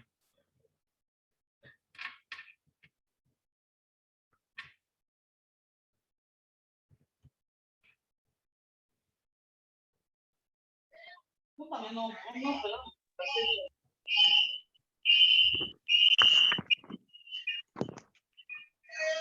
colegas, muito boa noite. Boa noite, Luísa. Boa noite, Stella. Aham. Continuando com os outros colegas, felicitando o moderador. Infelizmente, também não pude acompanhar desde o início, mas pelo que o Luísa perguntou, e a Jéssica também já deu aqui um ponto de vista, no que concerne ao pré-operatório destes doentes, não tem muito a dizer, porque praticamente não se faz um apoio multidisciplinar com os fisioterapeutas e nutricionistas. No hospital, por acaso, tem esses serviços, sim, senhora, mas a abordagem deles é muito mais no pós-operatório, infelizmente. Podia ser no pré para a melhor abordagem cirúrgica, porque a cirurgia destes doentes começa logo no pré. Tem que fazer uma boa preparação. Então, se fosse feita um mês de tudo, vendo a parte calórica, metabólica, tudo que se tinha que se ajustar no pré-cirúrgico, daí estaria o melhor encaminhamento do cirúrgico para assim continuar no pós. Mas temos sim algumas colaborações no pós-operatório, de acordo com a necessidade. Faz sim, de acordo com a necessidade, as alimentações integrais e parenterais, de acordo com o que for necessário para este doente. Na parte que o Eza estava a pedir ali um bocadinho da abordagem da Lise. Sim, sim. Uhum. Da Lise, não há nada assim muito específico em anestesiologia, no pré-operatório, falando. Isso. Sim, não há nada muito específico em anestesiologia, porque se for na abordagem anestésica é mais pela intervenção dos outros colegas, melhorar um bocadinho por parte de fisioterapia e melhorar um bocadinho pela parte metabólica ou calórica. Então, no atuar, eu acho que mesmo no transoperatório, de acordo os anestésicos, o tipo de anestesia que vai ser feito, mas no pré não há muito específico. A anestesiologia, assim falando, não há muito específico, é mais no transoperatório e no pós-operatório, com a colaboração destes colegas mesmo. Obrigado, Stella, obrigado. Eu vou dar... Tem mais duas pessoas que levantaram a mão, que queriam falar. No caso, a Gorete. Gorete, faz favor. Olá, boa noite a todos, boa noite a Dom Márcio, obrigado pela excelente aula. É bom vermos que tem trabalhos publicados e que nós devemos aprender cada vez mais com aquilo que foi publicado e que consta nas grandes guidelines. É importante rever, como a doutora Vânia disse muito bem, que um doente bariátrico é diferente de um doente oncológico, e eu sou da parte da cirurgia plástica, infelizmente ou feliz, dou diretamente com ambos os lados. Normalmente os doentes da cirurgia oncológica, nós vemos muito mais os doentes da cirurgia da mama, e nós temos uma reunião multidisciplinar em que desde oncologista médico, radiologista, temos nutricionista e inclusive fisioterapeutas que trabalham com os doentes, que fazem a preparação pré-operatória, que é desde o contexto nutricional, desde o contexto preparação psicológica da doente relativamente à cirurgia, porque há doentes que não fazem reconstrução mamária e têm que fazer mastectomia total, e é sempre um dano, uma lesão grave do ponto de vista psicológico, muitas vezes físico, né? Porque as mulheres ficam sem mama, mas também do ponto de vista psicológico e social, porque elas têm N questões e N dúvidas relativamente ao que é que vai ser a posterior à sua vida funcional. Relativamente àquilo que é o importante, que é o dano cirúrgico no contexto da doente com mastectomia ou sem mastectomia, ou doente com tumorectomia, ou doente pós-cirúrgica no seu ponto de vista geral, é importante termos realmente essa reunião multidisciplinar entre as várias vertentes, especialmente a parte da fisioterapia. A minha experiência, embora seja pequena, a minha experiência relativamente, nós temos a lutar nesse contexto, porque eu estou no estágio como a Inês e o Stanislau, estou no estágio em Portugal, e nós temos muitos doentes que têm o consumo de tabaco, não propriamente do ponto de vista proteico, calórico, porque muitas das vezes nossos doentes não têm essa dificuldade, porque nós temos os nutricionistas, os fisioterapeutas e temos essas reuniões, mas o nosso ponto de vista primordial é o fumo, o tabaco, e nós temos doentes que fazem reconstruções mamárias em que, por causa do consumo de tabaco, fazem necrose dos retalhos, a cirurgia corre mal, temos que rever N coisas. Então, eu queria saber, do ponto de vista da experiência, eu sei que em Angola, por causa do nosso clima, felizmente, nosso clima tropical, não há consumo excessivo de tabaco, assim como cá em Portugal, mas, no entanto, saber um pouquinho da vossa experiência relativamente a isso. Nós temos tido muita luta relativamente aos doentes por causa do tabaco e temos resultados horríveis em doentes que consomem tabaco, consomem excessivamente. Depois, doentes oncológicos são ainda mais graves, doentes pós-bariátricas, que a gente tem que fazer reconstrução estética do abdômen, glúteos, mama, braço e tudo muito mais. Nós temos tido muitas dificuldades em relação ao consumo de tabaco do ponto de vista de reconstrução, desde essências de suturas, desde necrose de retalhos e muito mais. Pronto, é a minha pouca experiência daquilo que eu posso dizer relativamente a isso. Nós temos mais dificuldades em relação ao tabaco, de propriamente aquilo que é o aporte caloroproteico em relação ao doente, porque nós, graças a Deus, temos tido essas parcerias com os nutricionistas e com os fisioterapeutas. Obrigado, doutor Márcio, obrigado, Eza, pela oportunidade da palavra e boa noite a todos. Nada. Obrigado a nós, Gorete. Permita-me, Weza, dizer aqui alguns comentários. Faz favor. Assim, o tabaco, isso está mais do que bem documentado já na literatura, e o tabaco é quase que um dos inimigos do cirurgião, né? Porque ele, além de afetar todo o processo inflamatório no que tange a ativação ou a diminuição daquilo que é a produção do colágeno e criar ainda todo aquele processo do estresse oxidativo, não se deve interromper o tabaco. Olha, não, fulano, deixa de fumar hoje, eu vou te operar amanhã. Provavelmente isso não vai resultar. O que a maior parte daquilo que eu vi disponível relativamente à afetação do tabaco para os processos cirúrgicos, a recomendação é que seja pelo menos uns 30, 40 dias antes, para que você tenha uma diminuição efetiva dos seus efeitos. Por quê? Primeiro que o tabaco tem o grande problema nessa questão da própria síntese do colágeno.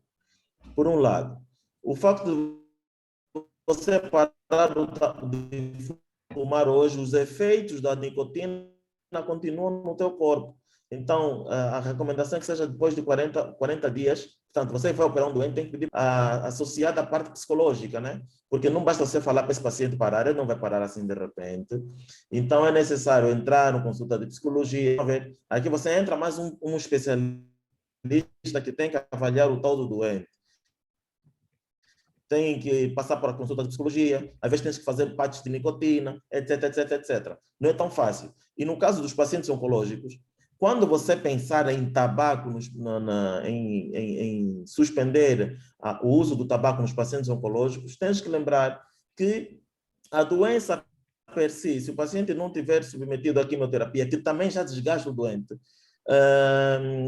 a doença não fica à espera, não fica à tua espera. Você não tem esse tempo de 40 dias para esperar que os efeitos do tabaco passem. Eu acho que para a nossa realidade, para pacientes oncológicos de 14, 7, que a doutora e a doutora Jéssica, a própria doutora Gorete, que agora trabalha com pacientes nesse naipe, mas na sequência disso, você precisa atuar, porque você não pode ficar à espera, não pode ficar à espera. Um paciente que tem claramente indicação de ser operado, você não pode ficar à espera que os efeitos da nicotina passem. Na nossa realidade aqui, é melhor você ir de cabeça e tratar da coisa, né? Penso que é mais.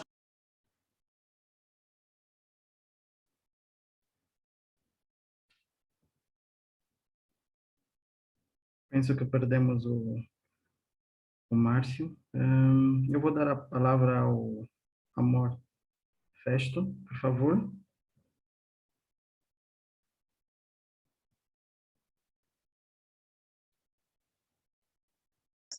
Sim, sim. Boa noite. Espero que me ouçam. Estamos a ouvir, sim, por favor. Ok.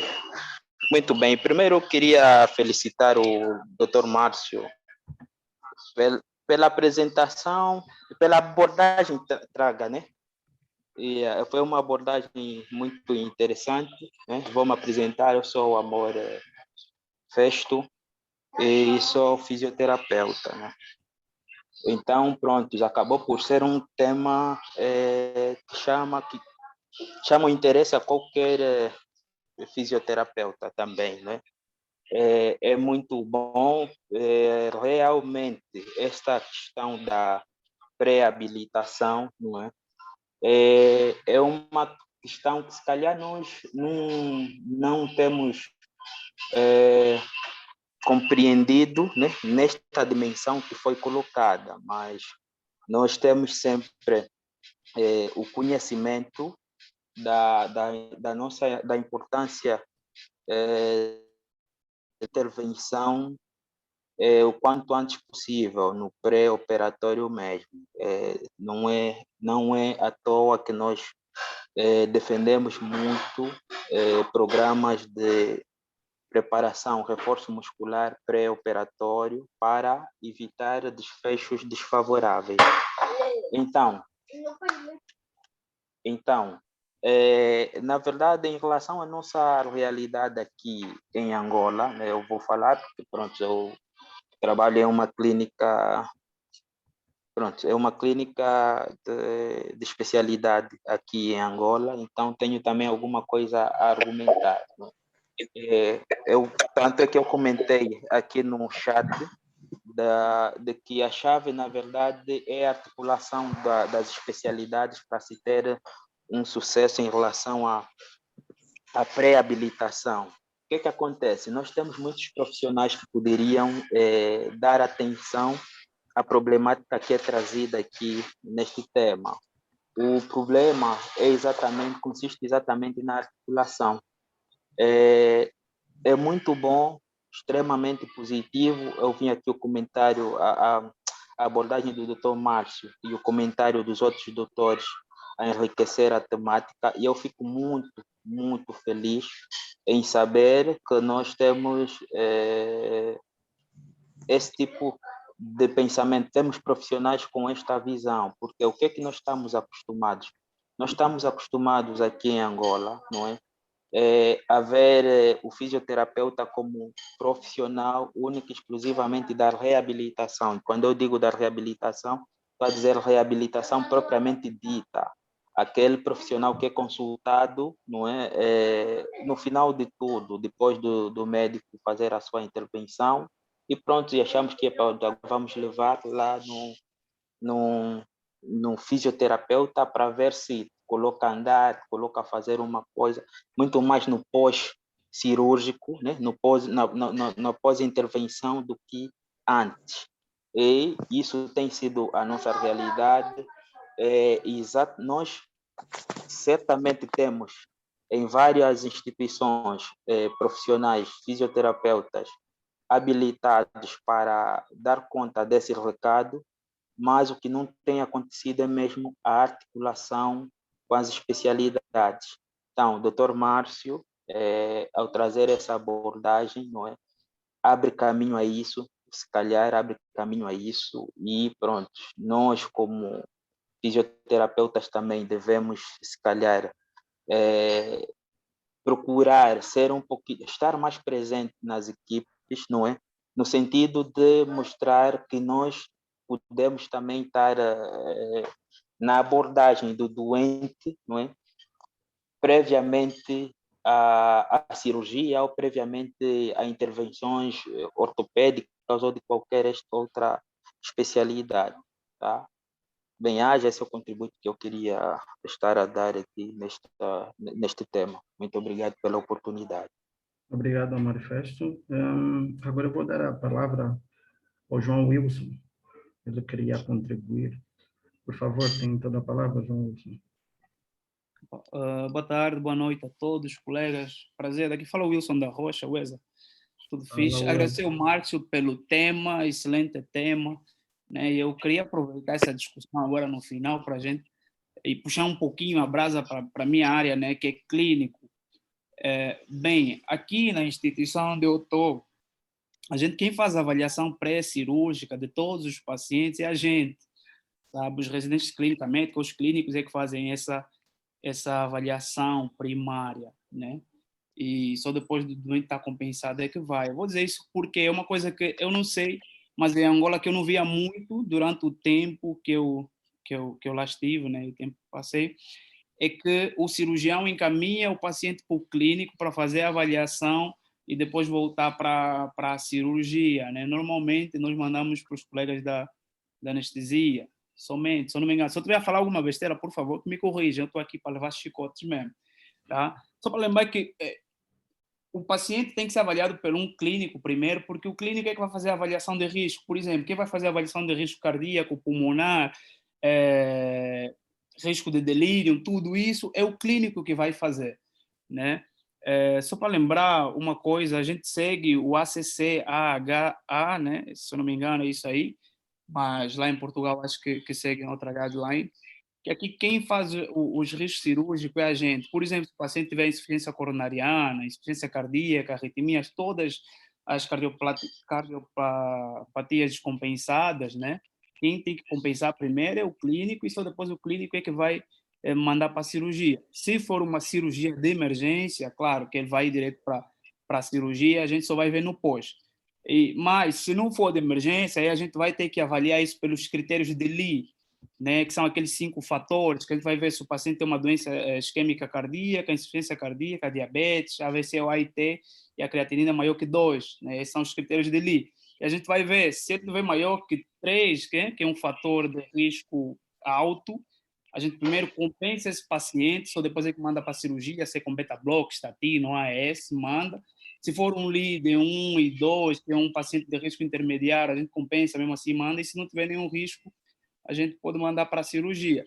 Avaliação de risco pulmonar, a gente faz também, né? O Márcio estava aí a frisar um pouquinho, dar uma pincelada agora há pouco sobre o tabagismo. Sim, né? O paciente tem que parar de fumar entre 30 e 45 dias, só depois é que a gente libera a cirurgia. Mas eu estou a falar nessas cirurgias eletivas, né? Porque cirurgia de emergência não tem como, né? E para avaliação de risco pulmonar tem muita coisa aí que entra, sabe? Se é uma operação de aneurisma, se é uma aorta abdominal, se é uma operação de tórax. Então, tudo isso a gente tem que avaliar primeiro antes de mandar o paciente para a cirurgia, porque tem um fator de idade também, grau funcional, disfunção orgânica, tem muita coisa aí para a gente estratificar, tá vendo? Outra coisa que a gente esquece muito também é a estratificação de risco de insuficiência adrenal no pós-operatório. Então, por isso é que todo paciente, antes de ir para um procedimento cirúrgico, tem que passar mesmo por um clínico, sabe? É uma coisa que eu pelo menos não via muito nessa estratificação de risco para a gente, porque, cara, o paciente após a cirurgia, ele tem um risco para TEV, por exemplo, paciente que vai fazer uma artroplastia de quadril ou de joelho, cirurgia oncológica, né, que são alto risco para TEV, para tromboembolismo venoso, quem vai estratificar isso tudo é o clínico. E a gente não vê, muitas das vezes, vou dizer nós, os colegas, né, cirurgiões, não encaminham muitas das vezes o paciente para os colegas clínicos, somos nós, para fazer a avaliação e depois encaminhar. Eu acho que isso é que está a faltar um pouquinho. Se eu estiver errado, por favor, que me corrijam, ou sei lá o quê. É que está a faltar um pouquinho na nossa prática clínica cirúrgica lá em Angola, porque assim eu não me lembro de ter visto, sinceramente falando, o colega cirurgião mandar para o clínico fazer o aval pré-cirúrgico e depois fazer a cirurgia. Era mais ou menos isso. Se eu tiver alguma dúvida, por favor, me escutem. Wilson, a doutora Vânia colocou uma questão agora. Os fatores de Lee é igual à classificação de ASA? Não, é diferente. Os fatores de Lee são diferentes do ASA. O ASA, na verdade, o que a gente vê no ASA? O ASA a gente vê mais a performance do paciente, tá vendo? O paciente em si. Mas os critérios de Lee a gente vê a história de infarto, por exemplo, para doença isquêmica ou cardíaca. A gente vai ver a história de infarto, a gente vai fazer esses testes de esforço, ou positivo ou negativo, o uso de nitroglicerina, angina, a gente vê eletro e tudo isso. A gente vai ver se tem insuficiência cardíaca que está compensada ou descompensada, se tem diabetes, está compensado ou não, se o paciente teve AVC ou AIT prévio, ou uma create maior que 2. Esses são os 5 pontos que entram nos critérios de Lee. Estás a ver? Nos critérios de Lee, se tiver maior ou igual a 3 pontos, esse é um paciente com alto risco, que a gente tem que compensar, como eu falei, beta-blocker, né, estatina, OAS, antes da cirurgia. Se tiver de 1 a 2 fatores de risco, é um risco intermediário, esse sim a gente vai estudar cada caso, mas a maioria deles a gente vai compensar antes de mandar para a cirurgia. Se tiver nenhum fator de risco, é um paciente de baixo risco, e a gente vai encaminhar para a cirurgia. Já o ASA é mais para performance. Então, Wilson, nós estamos em 2 cidades, se posso assim dizer, no mesmo estado, mas que instituições diferentes. Nós, cá na Unicamp, trabalhamos como em Angola. Nós aqui direcionamos os pacientes para avaliação das outras especialidades. Nós enviamos o paciente para a avaliação pré-anestésica, em que o anestesista faz a sua avaliação. Se for um paciente que tem uma comorbidade cardíaca, nós enviamos para o cardiologista. Se for um nefropata, nós mandamos para o nefrologista, assim sucessivamente. Não sabia que vocês na USP, afinal, é que os internistas é que fazem a primeira avaliação. Aqui os internistas é que fazem. Uma coisa que eu também não sabia, tá? Vim aprender aqui e vi que tem uma vantagem, né? Tem uma vantagem, porque nem sempre, por exemplo, você vai mandar para o nefro ou para o cardio, muitas das vezes não tem tempo para fazer a avaliação desse paciente, eu vejo, mas o clínico internista, ele está ali, está mais perto, sabe? E consegue mais facilmente avaliar o paciente. Nós aqui na nossa instituição, nós temos quase todas as especialidades, embora que nós somos um hospital de maior produção. Eu acho que o Parson deve estar aí, se eu estiver errado ele vai confirmar. Somos um hospital, isso não o HC como o da USP, mas eu estou a falar o estadual de Sumaré, que é a segunda unidade da Unicamp, que é um hospital potencialmente ou maioritariamente cirúrgico, onde a sua maior atividade é cirúrgica. Nós temos também os internistas, os intensivistas e tudo mais. Então, nós conseguimos fazer essa articulação desde a avaliação anestésica até a avaliação cardiológica do fórum cardíaco e o nefrologista, porque nós temos uma articulação no ambulatório, nas consultas externas, em que o paciente só vai ser submetido à cirurgia nas eletivas após a avaliação de todos os outros colegas, e nós é que damos a machadada final para que a recepção ou os colegas dos outros serviços que fazem o agendamento agendarem a cirurgia do paciente. Uma articulação, por acaso, que funciona muito bem, em que nós temos todas as informações e nós temos tido o fluir dos pacientes do ambulatório. Então, eu gostei até de ouvir essa parte que vocês da internista que passam. Eu gostaria também de ouvir o Parson, se tivesse aqui. Se tivesse aqui, por acaso, ele ele tem feito muito das nossas avaliações, às vezes, quando nós solicitamos. Eu vou pedir um pouco para falarem os especialistas do cuidados intensivos. O Ivanildo falou um bocadinho do tempo de permanência dos pacientes nos cuidados intensivos e que os intensivistas têm usado muito, de uma forma educada e que deve ser feita. Eu vou começar pelos internos ou residentes de cuidados intensivos. Eu sei que aqui na nossa sala nós temos a Nayet, que é interna, temos o Dr. Salice, que é especialista de cuidados intensivos. Vamos começar pela Nayet e depois o Dr. Salice, se for possível.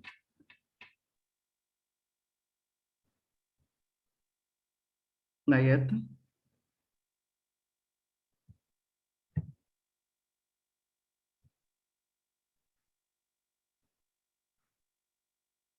Penso que a Nayet saiu.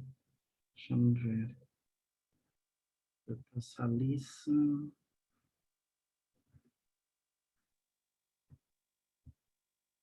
Dr. Salice, por favor, pode contribuir.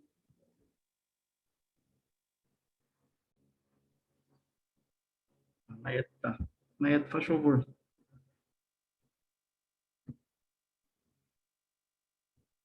O ruído às vezes atrapalha a reunião. Assim já posso falar? Assim já podes falar. Pode ser.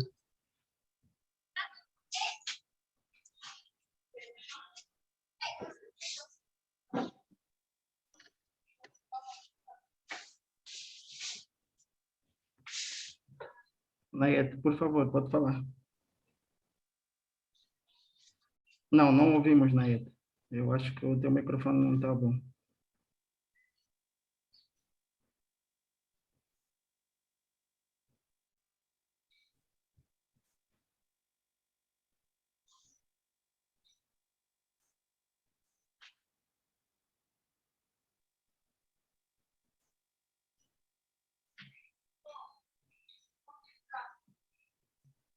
E agora? Agora conseguimos ouvir sim, Nayet, faz favor. Ok. É assim, eu chamo-me Nayet, sou interna de cuidados intensivos do terceiro ano, estou em Portugal, no Hospital Amadora Sintra. Devo dar os meus parabéns ao Dr. Márcio, gostei muito do tema e da maneira como abordou.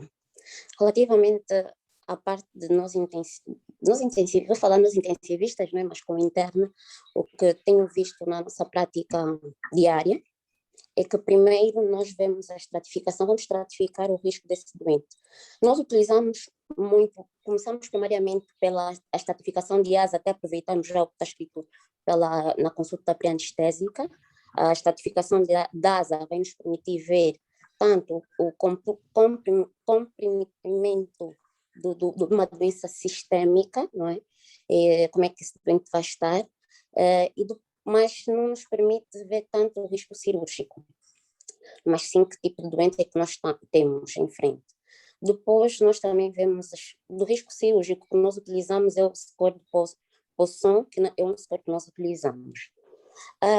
Outra coisa também que nos preocupa muito na anestesia é a indução anestésica, como é que foi feita, que tipo de agentes é que eles utilizaram. Por exemplo, se utilizaram a itumidade, eu vou ficar preocupada com o meu doente tenha uma insuficiência da supraadrenal, por exemplo. Se utilizaram propofol, eu sei que tem algum grau de depressão miocárdica, ou então tem algum grau de diminuição da resistência vascular sistêmica, e isso vai me estragar ou vai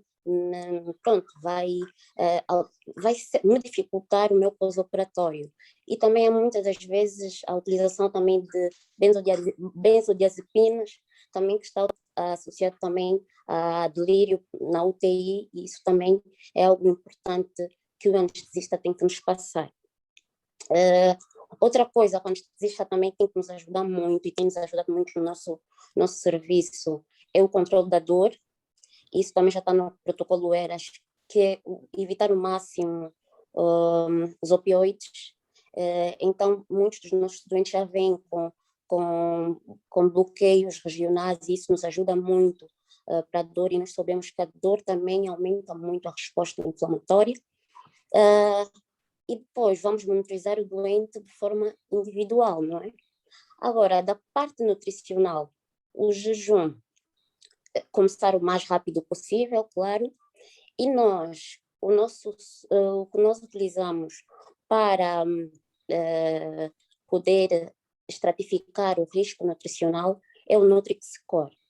Se um doente tiver um Nutri-Score superior a 5, esse doente cai com maior risco nutricional. Nas UTIs mais sofisticadas, utilizam a calorimetria indireta, nós não temos, e seria muito bom, porque a calorimetria indireta nos ajudaria muito a saber quando o nosso doente, por exemplo, está em overfeeding ou underfeeding. Então, nós sabemos que vamos ter que começar a alimentar o nosso doente mais ou menos entre 20 a 25 calorias por quilo por dia. No início, nós vamos começar de forma muito gradual para evitar a síndrome de refeeding, que é uma síndrome que realmente é muito subdiagnosticada, mas pode nos trazer muita alteração hidroeletrolítica, pode nos trazer arritmias, então nós vamos começar primeiro com 10 calorias por quilo por dia, e com o passar dos dias, até o terceiro, quarto dia, nós vamos aumentar o aporte calórico. Na minha unidade, nós temos fórmulas que nos ajudam muito. Nós, por exemplo, temos fórmulas poliméricas, que temos, não sei se conhecem, o Nutrizon, Fresubin, e essas fórmulas poliméricas, muitas das vezes têm as normocalóricas, as hipercalóricas, e isso tem nos ajudado bastante. Mas o que também tenho visto, também a parte da alteração da coagulação, que o Márcio também falou, temos que ter sempre anticoagulação terapêutica nos nossos doentes, começamos o mais precoce possível, muitas das vezes até eles vêm já prescrito pela equipa de anestesia, e é mais ou menos isso que nós temos feito, e tentar ver se conseguimos evitar tanto o underfeeding como o overfeeding, que isso está associado a maior mortalidade, a maior complicações infecciosas. Então é mais ou menos aí que nós vamos gerir o nosso doente no pós-cirúrgico. Essa é a minha contribuição. Obrigado, Naeto. Agora vamos pedir a contribuição do Dr. Salice, por favor. Boa noite, doutor Weza. Boa noite, doutor. Doutor Weza, eu não sou intensivista, sou cirurgião. Desculpa, doutor, desculpa. Ok, exatamente. Eu dou os meus parabéns à equipa que organizou este webinar. O doutor Márcio, muito bom, muito grato pela apresentação, foi muito bom, parabéns. Não apanhei o tema do princípio, mas, de facto, este assunto é extremamente importante para nós, os cirurgiões, porque, afinal de contas, pela participação que isto desencadeou, nós realmente que nós precisamos de repetir até este tipo de intervenções, e acho mesmo até que a próxima organização de um trabalho deste seja o pré-operatório, porque realmente a resposta endócrina metabólica já começa no pré-operatório. O doente, quando recebe a informação que vai ser operado, já a parte do sistema nervoso central, hormonal, já inicia o seu estresse. Portanto, aí já inicia, portanto, digamos assim, todo o seu sistema que vai depois dar continuidade no trauma cirúrgico e no pós-operatório. Portanto, eu acho que é muito bom o tema, já houve muitas contribuições e não tem muita coisa nova a dar, simplesmente que quanto à nutrição, estamos a insistir na nutrição, realmente advogo a nutrição precoce no pré-operatório, porque realmente há estudos que provam que o jejum não protege a estrutura intestinal. Nós sabemos que mesmo o doente não recebendo alimentação enteral, existe a secreção entérica, a secreção gástrica, a secreção pancreática, a secreção biliar, que passam para a anastomose, e que realmente não é um fator limitante, é o jejum. Por isso mesmo, promover a alimentação precoce vai ajudar a estimular a cicatrização das linhas suturas.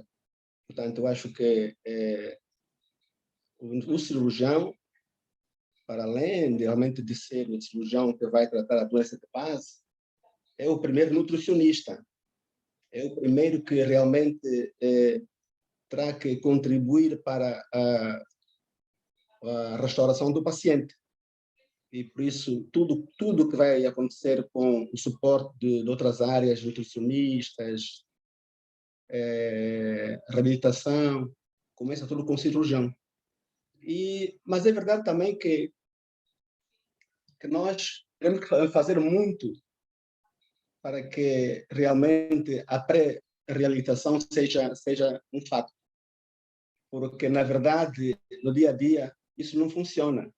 Praticamente que nós todos corremos com o tempo, vemos o doente, vai à consulta de anestesia, vai à consulta de nutrição, vai. Portanto, nós nunca interagimos o que aconteceu com o anestesista, o que aconteceu com a nutrição, o que aconteceu. Nós vemos o resultado que ele traz, os papéis que ele traz e o programa de cirurgia. Portanto, eu acho que essa integração terá que existir. São coisas que não funcionam nos nossos serviços, mas acho que é muito bom este tema. A gente começa realmente a criar aquilo que funciona nos outros hospitais, nos outros países. Foi muito bem-vindo o tema. É uma chamada de atenção também para muitas coisas que nós temos que melhorar. E acho que é uma motivação também para todos nós. Era tudo quanto tinha que dar. Muito obrigado, doutor Sabice. Então, penso que não temos mais questões por hoje, mais contribuições. Nossa caixa do chat está vazia de questões e contribuições. Muito obrigado a todos que estiveram presentes. Voltar a referir que nós somos o PEC, Programa de Educação Contínua Cirúrgica, que fomos criados com o intuito de discutir temas cirúrgicos e não só, com a contribuição das outras especialidades, e que neste mês nós teremos mais um tema, isso para o dia 25, em que vai ser a abordagem do nódulo, deixa-me só confirmar, do nódulo da tireoide. É isso. Em que teremos como preleitora a doutora Jéssica. E que, até lá, mais uma vez agradecer a presença de todos e continuação do bom domingo. Obrigado.